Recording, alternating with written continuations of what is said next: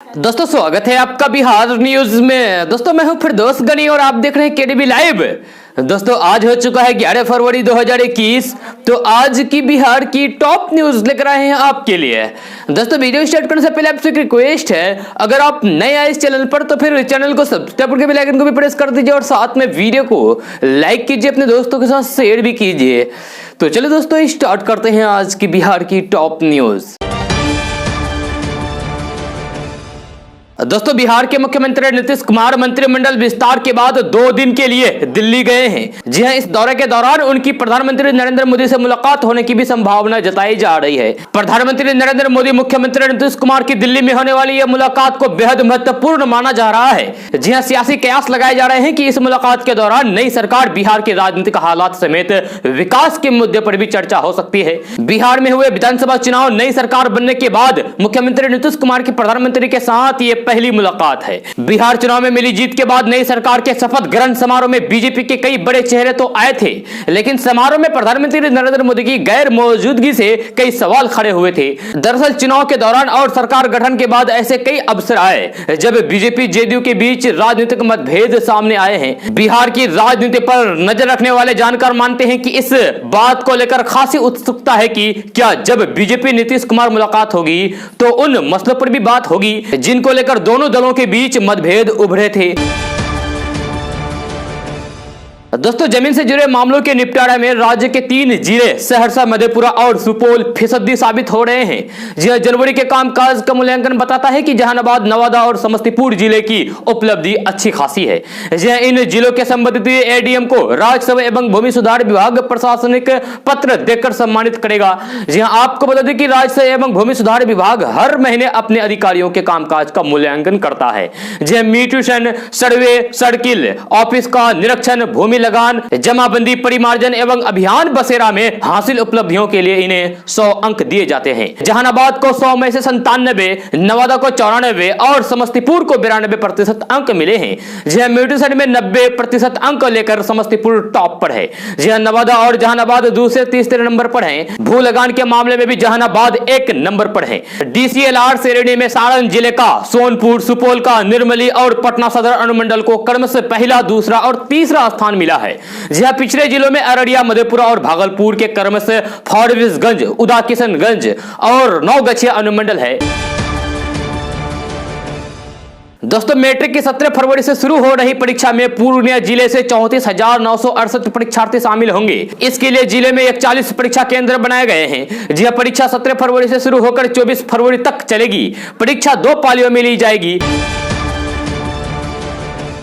दोस्तों बिहार में अगर माघ भर मौसम ने ऐसे ही साथ दिया तो फिर किसानों के घर रबी फसलों से भर जाएंगे। जी हां, सालों बाद रबी में मौसम ने किसानों का जमकर साथ दिया है। जी हां, गेहूं के लिए जरूरी ठंड भी बरकरार रही और दूसरी फसलों को पाला भी नहीं मारा। जी हां, लाही का प्रकोप भी इस साल अब तक नहीं देखा गया। जनवरी के चंद दिनों के लिए पाला चला तो फिर किसानों के होश उड़ने लगे थे, लेकिन उसकी मियाद बहुत ही कम दिन रही और फिर फसल को नुकसान नहीं हो पाया। बस एक पखवाड़ा मौसम ऐसे ही साए रहा तो फिर बात बन जाएगी। जी हां, मिलाकर राज्य में इस बार गेहूं के बम्पर उत्पादन के आसार बन रहे हैं। जी हां, धान की खेती पर तो हर साल बाढ़ और सुखाड़ का प्रभाव होता है, लेकिन हाल के सालों में ठंड कम पड़ने से गेहूं का उत्पादन भी बढ़ नहीं रहा है। स्थिति यह है कि काफी बढ़ने के बाद भी अब तक 6-7 साल पहले ही उत्पादन के आंकड़े तक भी नहीं पहुंच सके हैं। जी हां, इसका एकमात्र कारण है हर साल फरवरी में काफी गर्मी पड़ने लगती है, लेकिन जनवरी में एक सप्ताह को छोड़ दे तो फिर इस साल दिसंबर से रही रबी फसलों के लिए मौसम बहुत अच्छा रहा। रबी की सारी फसलें ठंड वाली होती है। जी हां, गेहूं के लिए हर हाल में न्यूनतम तापमान 8 डिग्री सेल्सियस से कम ही रहना चाहिए। अधिकतम तापमान भी 20 डिग्री सेल्सियस से अधिक नहीं होना चाहिए, वो भी बाली पकने के समय। जी हां, उसके पहले तापमान हमेशा 10 डिग्री सेल्सियस से नीचे होना चाहिए। इस साल अब तक ये स्थिति बनी रही। दोस्तों हर महीने आप एलपीजी गैस बुकिंग कराते हैं तो फिर यह खबर आपके लिए बेहद ही जरूरी है, बेहद ही काम की है। जी हां, जैसा कि आप जानते हैं कि केंद्र सरकार रसोई गैस सिलेंडर की बुकिंग कराने पर सब्सिडी सीधे ग्राहकों के बैंक खाते में भेजती है, लेकिन अब ऐसा नहीं होगा। जी हां, खबर आ रही है कि सरकार एलपीजी पर मिलने वाली सब्सिडी को खत्म कर सकती है, गैस सिलेंडर के दाम में बड़ा फेरबदल कर सकती है। जी हां, दरअसल वित्त मंत्रालय ने वित्त वर्ष 2022 के लिए पेट्रोलियम सब्सिडी को कम करके 12,995 करोड़ रुपए कर दिया है। जी हां, बजट पेश होने के दौरान वित्त मंत्री ने यह भी कहा है कि उज्ज्वला स्कीम में 1 करोड़ लाभार्थियों को भी जोड़ा जाएगा। जी हां, ऐसे में सरकार को लगता है कि अगर एलपीजी सिलेंडर के दाम बढ़ाए जाएंगे तो फिर केंद्र के ऊपर से सब्सिडी का बोझ कम होगा। वहीं 15वें वित्त आयोग की रिपोर्ट में कहा गया है कि पेट्रोलियम सब्सिडी के लिए राजस्व साल 2011-12 के 9.1% के मुकाबले घटकर वित्त वर्ष 2018-19 में ये 1.6% पर आ गई है। जी हां, जीडीपी के हिसाब से ये 0.8% से घटकर 0.1% हो गया है। जी हां, मतलब कि सब्सिडी बिल्कुल भी ना के बराबर हो गया है। तो दोस्तों, इसी से जुड़े आपसे एक सवाल है, और सवाल यह है कि क्या आपको भी एलपीजी गैस सिलेंडर में सब्सिडी मिलती है या फिर नहीं मिलती है? इस सवाल का जवाब आप कमेंट बॉक्स में कमेंट करके जरूर बताइए। दोस्तों, एआईएमआईएम सांसद असदुद्दीन ओवैसी ने मंगलवार को लोकसभा में केंद्र सरकार पर चीन के खिलाफ कोई सख्त एक्शन न लेने के लिए निशाना साधा है। जी हां, ओवैसी ने कहा है कि सरकार एलएसी पर चीन के खिलाफ कदम उठाने की बजाय सिंघू और टिकरी बॉर्डर पर आंदोलन कर रहे किसानों को रोकने के लिए एक्शन ले रही है। जी हां, ओवैसी ने लोकसभा में कहा कि एलएसी पर चीन लगातार अपने सैनिकों की तैनाती बढ़ा रहा है और बुनियादी ढांचे में भी विस्तार कर रहा है। मैं सरकार से यह कहना चाहता हूं कि जब बर्फ पिघलनी शुरू होगी और चीन फिर से हमारे सैनिकों पर हमला करेगा, ऐसे समय के लिए उन्होंने क्या तैयारी की है? जी एआईएमआईएम सांसद असदुद्दीन ओवैसी ने कहा है कि चीन ने हमारे 20 जवानों को मार डाला है। केंद्र सरकार इन जवानों की शहादत को ऐसे ही जाने दे रही है। भारत अभी भी कई इलाकों पर गश्ती नहीं करता है। उन्होंने कहा है कि चीन ने एलएसी के पास अरुणाचल प्रदेश में गांव बना दिया है। मोदी सरकार में इतनी भी ताकत नहीं है कि वह चीन को यह कह सके कि उसने क्या किया। जी प्रधानमंत्री नरेंद्र मोदी चीन से डरते हैं। किसानों के समर्थन में अपनी आवाज उठाते हुए ओवैसी ने यह भी कहा है कि सरकार को कृषि कानून वापस लेना चाहिए। ओवैसी ने यह भी कहा है कि यह मुद्दा इसलिए उठा रहे हैं क्योंकि वे आंदोलन जीवी हैं। जी आपको बता दें कि प्रधानमंत्री नरेंद्र मोदी राज्यसभा में अपने भाषण के दौरान कहा था कि देश में आंदोलन जीवियों की नई जमात का पता लगा है। दोस्तों, बिहार में विधानसभा चुनाव आए लगभग 4 महीने का समय बीत चुका है। जी अब सरकार के सभी कैबिनेट मंत्रियों ने शपथ ले ली है। जी अगर सीएम नीतीश कुमार ने कैबिनेट में शामिल हुए मंत्रियों का विश्लेषण किया जाए तो फिर सामने आता है कि कुल 17 में से 10 नेता पहली बार मंत्री बने हैं, यानी कि कैबिनेट में 60% मंत्री नए हैं। जी इसकी एक अहम वजह जदयू के अधिकतर कद्दावर नेताओं का हारना, जबकि भाजपा का विधानसभा चुनाव में बेहतर प्रदर्शन करना है। जी भाजपा के 2 नेता सबसे ज्यादा पढ़े लिखे हैं। ये नेता है आलोक रंजन और रामप्रीत पासवान। वहीं सबसे कम पढ़े लिखे नेताओं में भी भाजपा के नारायण प्रसाद और विजेंद्र प्रसाद यादव शामिल है। जी दोनों ने ही मैट्रिक तक ही पढ़ाई की है, जबकि वीआईपी के अध्यक्ष मुकेश सहनी ने मैट्रिक भी नहीं किया है। जबकि मंत्रिमंडल के सबसे अहम नेता माने जा रहे भाजपा के शाहनवाज हुसैन की पढ़ाई सिर्फ आईटीआई तक ही हुई है। जी कैबिनेट में शामिल जेडीयू के सबसे पढ़े लिखे नेताओं की बात करें तो सुनील कुमार और संजय कुमार झा दोनों पोस्ट ग्रेजुएट है। जी आपको बता दें कि इस वक्त भाजपा कोटा से सरकार में 16 मंत्री हैं, जबकि जदयू कोटे से 13। दोनों ही पार्टियों ने इस बार जातिगत समीकरण भी खूब संभाला है। भाजपा और जदयू ने सर्वाधिक 5 राजपूत और दलित मंत्रियों को मौका दिया है। इसके अलावा 3 ब्राह्मणों और फिर वैश्यों को पद सौंपे हैं। दूसरी तरफ कुर्मियों, भूमिहार, यादव, कुशवाहा वर्ग के 2 नेता को कैबिनेट मंत्री बनाया गया है।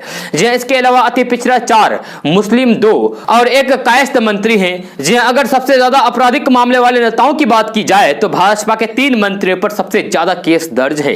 इनमें गोपालगंज से जीतकर आए सुभाष सिंह पर 6 केस हैं। बांकीपुर से जीतकर आए नितिन नवीन पर 5 और फिर जाले के विधायक जीवेश कुमार पर भी 5 ही मामले दर्ज हैं। इसके अलावा वीआईपी की ओर से मंत्री पद पाने वाले मुकेश सहनी पर भी 5 आपराधिक मामले दर्ज हैं। दोस्तों, बीते दिनों उत्तराखंड में अचानक आई बाढ़ ने काफी तबाही मचाई थी। इस बीच भारत के कई हिस्सों में बाढ़ आने का सिलसिला बढ़ने की आशंका जताई गई है। इसकी वजह से पृथ्वी की भूमध्य रेखा के पास भारी वर्षा की एक संकीर्ण पट्टी के हस्तांतरण को बताया जा रहा है। एक स्टडी में इस बात को लेकर सचेत भी किया गया है। अध्ययन में पता चला है कि वर्तमान में सदी के अंत तक ग्रीन हाउस गैस का उत्सर्जन लगातार बढ़ रहा है। इस स्टडी के मुताबिक पूर्वी अफ्रीका और हिंद महासागर के ऊपर वर्षा पट्टी के उत्तर की तरफ स्थानांतरित होने से दक्षिण भारत में बाढ़ की तीव्रता बढ़ सकती है। जी अगर ऐसा होता है तो फिर इससे सदी के अंत तक यानी कि 2100 तक वैश्विक जैव विविधता और फिर खाद्य सुरक्षा भी प्रभावित होने की आशंका है। दोस्तों बिहार का पूर्णिया यूनिवर्सिटी एक बार फिर से वित्तीय अनियमितता को लेकर चर्चा में है। जी पूर्णिया विश्वविद्यालय में 1 करोड़ 20 लाख रुपए की वित्तीय गड़बड़ी का मामला सामने आया है। जी लोकायुक्त में इस बात का पता चल रहा है। जी पूर्णिया विश्वविद्यालय यानी कि पूर्णिया यूनिवर्सिटी के कुलपति प्रोफेसर राजनाथ यादव ने बताया कि घोटाला का यह मामला साल 2018 का है। जी उस समय राजेंद्र सिंह पूर्णिया यूनिवर्सिटी की कुलपति थे। जब 2018 में यूनिवर्सिटी की स्थापना हुई तो यूनिवर्सिटी द्वारा 12 कॉलेजों से 10-10 लाख रुपए लिया गया था, लेकिन उस रुपए के खर्च का उपयोगी प्रमाण पत्र जमा नहीं हो पाया था। जी इसको लेकर लोकायुक्त में केस चल रहा है। जी लोकायुक्त ने बिहार सरकार के उच्च शिक्षा विभाग, गवर्नर हाउस और पूर्णिया विश्वविद्यालय से इसकी रिपोर्ट मांगी है। दोस्तों बिहार के उद्योग मंत्री सैयद शाहनवाज हुसैन ने आज अपना पदभार ग्रहण कर लिया है, यानी कि संभाला है। जी इस दौरान शाहनवाज हुसैन का स्वागत किया गया और फिर वे काफी उत्साहित भी दिखे। जी इस मौके पर उन्होंने कहा कि जिस भरोसे के साथ केंद्रीय नेतृत्व ने बिहार भेजा है, मुख्यमंत्री नीतीश कुमार के नेतृत्व में उस पर खरा उतरने की कोशिश होगी। मैं अपनी जिम्मेवारी को भरपूर निभाऊंगा। शाहनवाज हुसैन ने कहा कि बिहार में इंडस्ट्री को लाना, यहाँ के युवाओं को रोजगार मुहैया कराना हमारा प्राथमिकता में सबसे ऊपर होगा। उन्होंने कहा कि बिहार में इंफ्रास्ट्रक्चर तैयार है और अब उद्योग की बड़ी संभावना को देखते हुए हम इंडस्ट्री लाने के लिए प्रयास करेंगे। वे बिहार में आने वाले उद्योगपतियों को किसी भी तरीके की समस्या नहीं होने देंगे। जी वे बड़े बड़े निवेशकों को बिहार में उद्योग को लाने का आग्रह करेंगे। साथ ही उन्होंने कहा कि बिहार में उद्योग को लेकर बड़ी संभावना है। जी इसके साथ ही उन्होंने बिहार के वेबसाइट के बारे में कहा कि जो भी बिहार के उद्योगों से संबंधित राय देना चाहते हैं वे उद्योग विभाग की वेबसाइट पर जाकर दे सकते हैं। शाहनवाज हुसैन ने कहा कि दुनिया भर में बिहारियों का डंका बजता है। जी हाँ बिहारी देश के अलग अलग राज्य में तमाम उद्योगों को चला रहे हैं। जी हाँ कोरोना काल में हाल के दौरान जो श्रमिक और फिर युवा बिहारी लौटे हैं उन्हें जोड़कर यहाँ इंडस्ट्री के नए अवसर पैदा किए जाएंगे। जी हाँ उन्होंने कहा कि बिहार में हर युवा को रोजगार मिले, हर मजदूर को काम मिले, यह हमारा लक्ष्य होगा। जी हाँ नीतीश कुमार के नेतृत्व में बिहार सरकार लगातार बेहतर काम कर रही है और आगे नए अवसर पैदा करने के साथ हम पार्टी की तरफ से किए गए रोजगार के वादे को पूरा कर पाए ये सुनिश्चित करेंगे। जी हाँ शाहनवाज हुसैन ने कहा कि बिहार कैसे आगे बढ़े, कैसे उद्योग धंधे के क्षेत्र में प्रगति हो, कैसे लोगों को रोजगार के लिए बाहर जाना नहीं पड़े और अधिकाधिक लोगों को यही काम मिले, ये हमारी पहली प्राथमिकताएं होगी। दोस्तों राज्यसभा में बजट 2021-22 पर चर्चा के दौरान कांग्रेस के नेता कपिल सिब्बल ने केंद्र सरकार से कई सवाल पूछे हैं। जी कपिल सिब्बल ने कहा है कि सरकार के बजट में आत्मनिर्भर भारत की बात कही गई है, लेकिन कोरोना काल के बाद देश में कोई भी क्षेत्र आत्मनिर्भर नहीं दिख रहा है। कपिल सिब्बल ने आरोप लगाया है कि सरकार बजट के बाहर नोट बैंक की राजनीति करती है। कपिल सिब्बल ने सदन में पूछा कि क्या हमारे देश के लोग आत्मनिर्भर हैं, क्या अलग अलग क्षेत्र आत्मनिर्भर है। प्रधानमंत्री नरेंद्र मोदी ने कहा था कि 86% किसानों की जमीन 5 एकड़ से कम है। क्या वह आत्मनिर्भर है? क्या किसान इस वजह से आंदोलन कर रहा है क्योंकि वह आत्मनिर्भर है? कपिल सिब्बल ने आगे कहा है कि हमारे देश में बेरोजगारी बढ़ रही है, सरकार यह बताए कि इन लोगों को मौका कब मिलेगा। उन्होंने प्रधानमंत्री नरेंद्र मोदी से पूछा कि किसान जो मांग रहा है आप उसके मन की बात क्यों नहीं सुनते हैं? आप अपने मन की बात ही सुनाते हैं लेकिन किसानों की मन की बात आप नहीं सुनते हैं। दोस्तों बिहार मंत्रिमंडल के विस्तार के साथ ही कैबिनेट में शामिल सभी 31 मंत्रियों के बीच विभाग का भी बंटवारा मंगलवार को ही कर दिया गया। यह मुख्यमंत्री नीतीश कुमार की सलाह पर मोहर लगाते हुए राज्यपाल फागू चौहान ने मंगलवार की शाम मंत्रियों के बीच विभागों का आवंटन कर दिया। जी बुधवार को अधिकतर मंत्रियों ने अपने अपने विभागों को संभाल लिया। शाहनवाज हुसैन उद्योग विभाग। जी शाहनवाज हुसैन ने कहा है कि जिस भरोसे के साथ केंद्रीय नेतृत्व ने बिहार भेजा है, मुख्यमंत्री नीतीश कुमार के नेतृत्व में उस पर खरा उतरने की पूरी कोशिश होगी। जिम्मेदारी को भरपूर निभाऊंगा। बिहार कैसे आगे बढ़े, कैसे उद्योग धंधे के क्षेत्र में प्रगति हो, कैसे लोगों को रोजगार के लिए बाहर नहीं जाना पड़े और अधिकाधिक लोगों को यही काम मिले, ये मेरी प्राथमिकताएं होगी। मदन सहनी समाज कल्याण विभाग तीसरी बार दायित्व मिला है। जहां उन्होंने कहा है कि जो विभाग मिला है उसके कार्यकलापों और फिर बेहतरी के लिए सकारात्मक बदलाव लाएंगे। मुख्यमंत्री जी के सहयोगी के रूप में तत्परता से काम करेंगे। सरकार के कामकाज के साथ ही अपने दल जदयू की मजबूती के लिए भी लगातार काम करने का लक्ष्य निर्धारित किया है। लेसी सिंह खाद्य एवं उपभोक्ता संरक्षण विभाग। जी उन्होंने कहा है कि हम लोग 1996 से अपने नेता नीतीश कुमार के साथ काम कर रहे हैं। जी समता पार्टी से लेकर जदयू तक साथ हैं। मुझे खुशी है कि हमारे नेता ने मुझ जैसे गांव और मध्यम वर्ग की बेटी को दूसरी बार यह मौका दिया है। उन्होंने कहा है कि महिलाओं के सशक्तिकरण, युवाओं को रोजगार देने की दिशा में योगदान करूंगी। नीतीश कुमार के सपनों का बिहार बनाना हमारी प्राथमिकता है। नारायण प्रसाद, पर्यटन विभाग। जी उन्होंने कहा है कि पहले तो नेतृत्व के प्रति आभार जताता हूं। मैं गांव, गरीब और अंतिम व्यक्ति तक का सरकार की योजनाओं का लाभ पहुंचाने की दिशा में काम करूंगा। हमारी पार्टी की भी यही प्राथमिकता है। जे केंद्रीय नेतृत्व ने जो निर्देश दिया है उसके मुताबिक बिहार के विकास में योगदान दूंगा। जमा खान, अल्पसंख्यक कल्याण विभाग। जी उन्होंने कहा है कि मैं बसपा छोड़कर जदयू में इसलिए आया ताकि अपने निर्वाचन क्षेत्र का विकास कर सकूं। यह जनता से किया गया वादा पूरा कर सकूं। खुशी है और क्षेत्र के साथ पूरे राज्य के लिए काम करने का मौका मिला है। नौजवान हूं, खूब दौड़ूंगा और मेहनत करूंगा। यह उन्होंने अपने ऊपर किसी प्राथमिकता होने से इनकार किया है और कहा है कि यह विरोधियों की साजिश है। दोस्तों, जंगल के राजा शेर का एक वीडियो सोशल मीडिया पर काफी तेजी के साथ वायरल हो रहा है। जी हां, शेर अक्सर जंगल में रहता है या फिर चिड़ियाघरों में, जिसे हम काफी उत्सुकता के साथ देखने जाया करते हैं। मगर वही शेर जब शहर या फिर किसी गली मोहल्ले में अचानक आ जाता है तो फिर हम सबकी सिंगियां बंद जाती है। जी हां, सोशल मीडिया पर वायरल हो रहे एक वीडियो में एक होटल में शेर काफी इत्मीनान से इधर उधर टहलता दिखाई दे रहा है, मगर उसे देखकर सिक्योरिटी गार्ड की सिंगियां बंद जाती है। दरअसल इंटरनेट पर वायरल ये वीडियो 8 फरवरी की है। जी हां, 8 फरवरी की सुबह गुजरात के जूनागढ़ में एक होटल के मेन गेट को छलांग लगाकर शेर परिसर में घुसता है। जी हां, शेर को देखकर इस बीच सिक्योरिटी गार्ड अपने केबिन में ही छिप जाता है।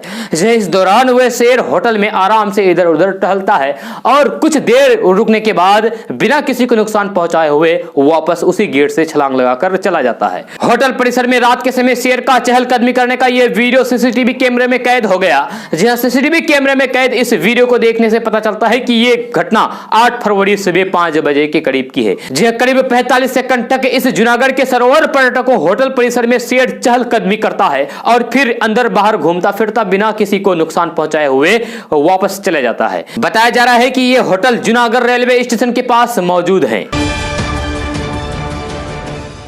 दोस्तों, किशनगंज जिला के पोठिया प्रखंड क्षेत्र के अंतर्गत महानंदा नदी के भोटा थाना निचितपुर घाट पर पुल निर्माण की आस में ग्रामीणों की आंखें पटरा गई है। बीते 10 सालों से ग्रामीण पुल निर्माण की मांग करते आ रहे हैं। जी विधायक, सांसद से लेकर मुख्यमंत्री तक हर दरवाजे पर दस्तक दी, लेकिन आज तक कोई भी सार्थक पहल नहीं किया जा सका।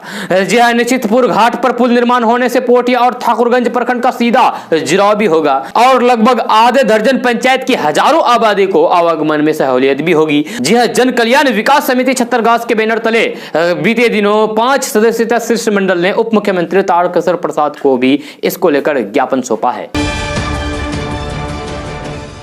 दोस्तों, सूबे में आने वाले दिनों में बिहार पुलिस के अधिकारी डायरी, पेन और फाइल के बदले हाथों में टेब लिए नजर आएंगे। जी हां, वही प्रशासनिक अधिकारी एडवांस गैजेट के मदद से थानों में काम करते दिखाई देंगे। दरअसल ई पुलिसिंग कार्यक्रम के तहत बिहार में पुलिस अधिकारियों को टेब मुहैया कराया गया है। जी हां, जिससे वे पेपरलेस पुलिसिंग को बढ़ावा देंगे।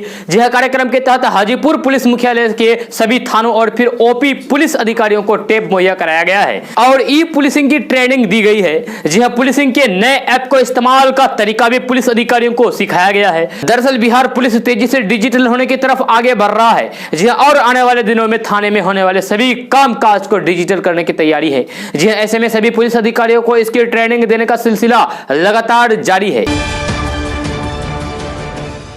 दोस्तों, 3 कृषि कानूनों के विरोध में चल रहे आंदोलन में हर रोज एक दिन बीत रहा है। जी हां, आंदोलन के दिन बढ़ते जा रहे हैं, मगर ना तो सरकार की तरफ से और ना ही अब तक किसानों की तरफ से आंदोलन को समाप्त करने का कोई भी ठोस पहल की गई है। जी हां, प्रधानमंत्री की ओर से कहे गए आंदोलन जीवी शब्द के बाद किसान तिल मिलाए हुए हैं, लेकिन प्रधानमंत्री नरेंद्र मोदी की ओर से वार्ता यानी कि बातचीत की पहल किए जाने की बात पर किसान नेता सरकार के प्रस्ताव का भी इंतजार कर रहे हैं। किसान नेता चाह रहे हैं कि सरकार वार्ता यानी कि बातचीत का प्रस्ताव भेजे ताकि उस पर विचार विमर्श करके वार्ता की तरफ कदम बढ़ा सके। दोस्तों, वित्त मंत्री निर्मला सीतारमण ने केंद्रीय बजट में 2 सरकारी बैंकों के निजीकरण करने की घोषणा की थी। जी हां, इसी निजीकरण को लेकर सरकारी बैंकों के कर्मचारियों में काफी गुस्सा देखने को मिल रहा है।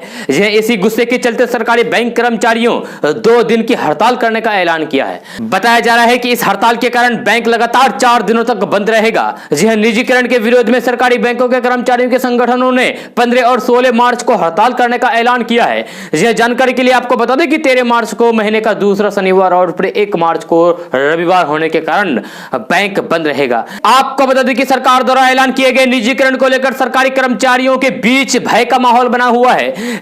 इस निजीकरण के चंगुल में कोई भी बैंक आ सकता है। वही वजह है कि 9 बैंक यूनियन के केंद्रीय संगठन United forum of bank unions ने हड़ताल करने का फैसला किया है। इस ऐलान के बाद बैंक कर्मियों के बीच नाराजगी साफ देखने को मिल रही है। दोस्तों, बिहार में हुई मंत्रिमंडल की बैठक में अंतर्राष्ट्रीय पर्यटक स्थल बोध गया में 30 करोड़ रुपए की लागत से 3 सितारा होटल यानी कि 3 स्टार होटल खोलने का प्रस्ताव को मंजूरी दे दी गई है। इसके अलावा बोध गया में ही global learning centre Nalanda institute of Dalai Lama की स्थापना के लिए 30 एकड़ जमीन 99 सालों के लिए लीज पर देने का प्रस्ताव को भी मंजूरी दे दी है। बिहार के मुख्यमंत्री नीतीश कुमार की अध्यक्षता में मंगलवार को हुई बैठक में ये कुल 6 प्रस्ताव को मंजूरी दे दी गई है।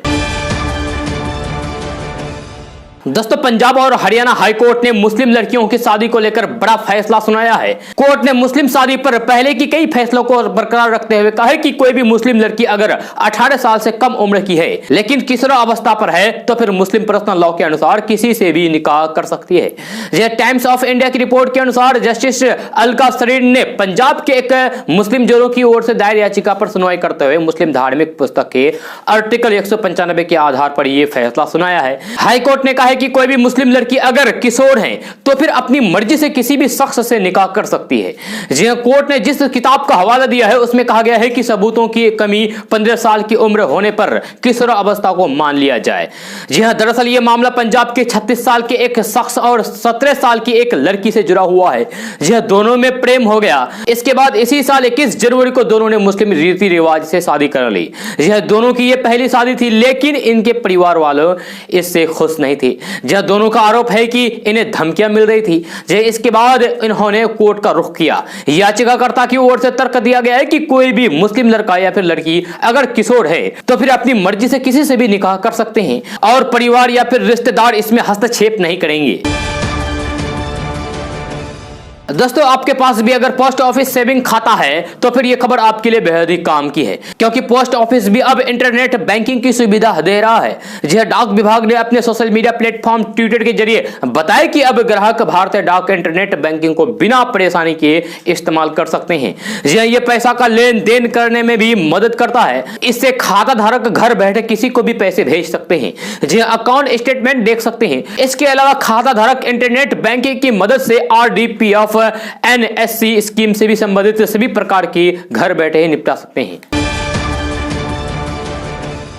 दोस्तों, साल भर पहले कोरोना की दस्तक के साथ ही महंगाई भी बढ़ने लगी है। पहले से ही महंगाई की मार झेल रही आम आदमी पर अब और बोझ बढ़ने लगा है। जब पेट्रोल, डीजल, गैस सिलेंडर सब कुछ महंगा हो गया है। जब कीमतें धीरे धीरे इतनी बढ़ गई है कि अब लोगों की जेब कटने लगी है। धीरे धीरे रेट इतना बढ़ जाएगा कि लोगों को इसका भी अंदाजा नहीं था। जी अब इसका असर सीधे लोगों के महीने के खर्च पर भी पड़ने लगा है।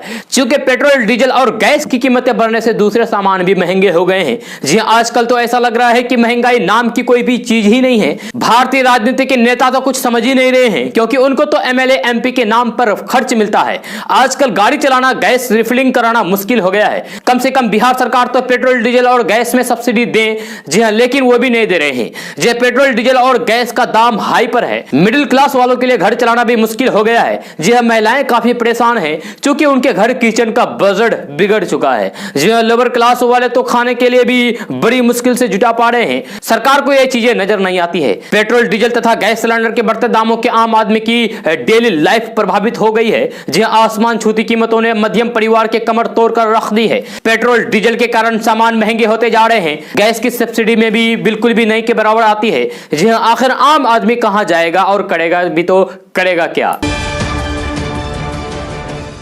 दोस्तों, देश की संप्रभुता के खिलाफ महिलाओं और बच्चों से दुर्व्यवहार और फिर कानून व्यवस्था को बिगाड़ने वालों की अब खैर नहीं। जी सरकार ने इसे रोकने के लिए खास तैयारी की है। सोशल मीडिया पर भड़काऊ पोस्ट नजर रखने और फिर उसे रोकने में मदद के लिए सरकार ने आम लोगों को साइबर अपराध स्वयं सेवक के तौर पर खुद को रजिस्टर कराने को कहा है। जी केंद्रीय मंत्रालय की इस पहल को Indian cyber crime coordination centre का नाम दिया है। जी जम्मू कश्मीर में पिछले सप्ताह इसकी शुरुआत की गई है। जी पुलिस ने एक सर्कुलर जारी करके लोगों लोगों से स्वयं सेवक के तौर पर रजिस्टर कराने के लिए कहा है। स्वयं सेवकों से भारत की संप्रभुता और फिर अखंडता के खिलाफ देश की रक्षा, राज्य की रक्षा, मित्र देशों के खिलाफ पोस्ट, सांप्रदायिक सौहार्द बिगाड़ने वाली बातें या फिर बाल उत्पीड़न वाली सामगारी के खिलाफ नजर रखने को कहा गया है। दोस्तों, भारत चुनाव आयोग 5 राज्यों के विधानसभा चुनाव 2021 के लिए प्लान बना रहा है। मिली जानकारी के अनुसार 5 में से 3 राज्यों में 1 और 2 अन्य राज्यों में 2, 3 और 6, 8 चरणों में चुनाव करा सकते हैं। जय मिली जानकारी के अनुसार आयोग तमिलनाडु, केरल और पुडुचेरी में 1 फेज में चुनाव कराने की तैयारी कर रहा है। यह वही असम में 2-3 चरणों में चुनाव कराए जा सकते हैं। दूसरी ओर पश्चिम बंगाल में 2 विकल्पों पर विचार किया जा रहा है। यह सूत्रों से मिली जानकारी के अनुसार बंगाल में 7-8 फेज या फिर 5-6 फेज में चुनाव हो सकते हैं। यह संभावना जताई जा रही है कि राज्य में 6 या फिर 7 फेज में चुनाव संपन्न कराए जा सकते हैं। यह 5 राज्यों में विधानसभा चुनाव की तारीखों और फिर चरणों पर आयोग 15 फरवरी के बाद आखिरी मोहर लगाएगा। दोस्तों, उत्तर बिहार के सबसे बड़े अस्पताल Darbhanga medical college and hospital के मेडिकल विभाग में इन दिनों काफी कुव्यवस्था है। यहां पर सिर्फ कहने के लिए 4 हैंड पंप और 2 समर बेस पंप के साथ 1 दर्जन से ज्यादा शौचालय बना हुआ है। लेकिन रख रखाव और साफ सफाई नहीं होने की वजह से ये लोगों के लिए मुसीबत का सबब बन चुका है। जी हां, मरीज और फिर उनके परिजनों को काफी परेशानियों का सामना करना पड़ता है। वहीं इलाज कराने आए मरीज के परिजन बताते हैं कि मेडिसिन वार्ड के अंदर जितना भी शौचालय और फिर हैंड पंप है वे सभी खराब है। किसी शौचालय में गेट नहीं है तो किसी शौचालय में पानी नहीं आता है। यहाँ पर इलाज करवाने वाले मरीज और फिर उनके परिजन पीने से लेकर शौच तक के लिए बाजार से पानी खरीद कर लाते हैं। जहाँ यहाँ काफी संख्या में मरीज रहते हैं लेकिन मूलभूत सुविधाओं की कमी रहती है। दोस्तों, प्रधानमंत्री नरेंद्र मोदी के संसद में आंदोलन जीबी वाले बयान पर विपक्ष के नेताओं का हमलावर लगातार जारी है। जी अब कांग्रेस नेता राहुल गांधी ने ट्वीट करके प्रधानमंत्री नरेंद्र मोदी के बयान पर निशाना साधा है। राहुल गांधी ने प्रधानमंत्री का नाम लिए बिना करोनी जीबी शब्द का इस्तेमाल किया है। राहुल गांधी ने ट्वीट किया है, उसमें लिखा है कि करोनी जीबी है जो देश बेच रहा है। आपको बता दें कि प्रधानमंत्री नरेंद्र मोदी राष्ट्रपति के अभिभाषण पर धन्यवाद प्रस्ताव के दौरान किसान आंदोलन पर विपक्ष पर निशाना साधा था। इसके साथ ही उन्होंने कहा कि देश में एक नई जमात आ गई है जिसका नाम आंदोलन जीबी है। प्रधानमंत्री ने कहा था कि आंदोलन जीबी को परजीवी बताते हुए ये लोग खुद को आंदोलन खड़ा नहीं कर पाते, इसलिए दूसरों के आंदोलन में जाकर बैठ जाते हैं। दोस्तों, बिहार में नई सरकार की गठन के लगभग 3 महीने बाद मंगलवार को मंत्रिमंडल का विस्तार किया गया है। जी हां, बिहार की राजधानी पटना में स्थित राजभवन में आयोजित शपथ ग्रहण समारोह के दौरान बीजेपी और जेडीयू की कुल 17 नेताओं ने मंत्री पद की शपथ ली। मंत्री पद शपथ लेने वालों में हाल ही में बीएसपी से जेडीयू में आए जमा खान भी शामिल है। जी जमा खान को बिहार सरकार में अल्पसंख्यक कल्याण मंत्री बनाया गया है। जी हालांकि उन्हें मंत्रिमंडल में शामिल करने पर अब विवाद शुरू हो गया है। जी आरजेडी ने जमा खान को मंत्री बनाए जाने पर मुख्यमंत्री नीतीश कुमार को घेरा है। आरजेडी प्रवक्ता मृत्युंजय तिवारी ने कहा है कि बड़े मुशक्कत से 85 दिनों बाद नीतीश जी ने मंत्रिमंडल का विस्तार किया है। इस मंत्रिमंडल में भी दूसरे दल के नेता जमा खान, जिनको बसपा से उन्होंने तोड़कर अपनी पार्टी में शामिल किया है, उनको मंत्री बनाया है। उनके ऊपर कई गंभीर आरोप हैं। अब नीतीश कुमार जी इस मुद्दे पर जवाब दें। उन्होंने कहा कि पहले भी जब उन्होंने मंत्रिमंडल का विस्तार किया था तो मेवालाल चौधरी को मंत्री बनाया था, उन पर भी कई आरोप थे। जब विवाद शुरू हुआ तो फिर उसको इस्तीफा देना पड़ा था। जी अब जिस जमा खान को उन्होंने मंत्री बनाया है उनके ऊपर भी कई गंभीर आरोप हैं। ऐसे में नीतीश कुमार को सफाई देनी चाहिए कि क्या उन्हें अपने दल में कोई साफ सुथरा छवि वाला नेता नहीं मिला। दोस्तों, कोरोना टीकाकरण की ताजा रैंकिंग में बिहार एक बार फिर से टॉप प्रदेश बन गया है। जी 7 फरवरी तक बिहार ने 76.6% टीकाकरण करके देश में पहला स्थान प्राप्त किया था। जी हां, वही बुधवार को स्वास्थ्य मंत्रालय द्वारा जारी ताजा रैंकिंग में बिहार ने अपनी बढ़त का सिलसिला बरकरार रखा। यह नई रैंकिंग के मुताबिक बिहार में अब तक 78.1% टीकाकरण किया जा चुका है। जी हां, मंत्रालय से मिली जानकारी के अनुसार पिछली रैंकिंग में बिहार के बाद दूसरा स्थान मध्य प्रदेश का था। जी हां, मध्य प्रदेश ने 7 फरवरी तक 76.1%, त्रिपुरा ने 76%, तो फिर उत्तराखंड ने 71.5% तक टीकाकरण किया था। जबकि नई रैंकिंग में बिहार के बाद इस बार दूसरा स्थान त्रिपुरा को मिला है।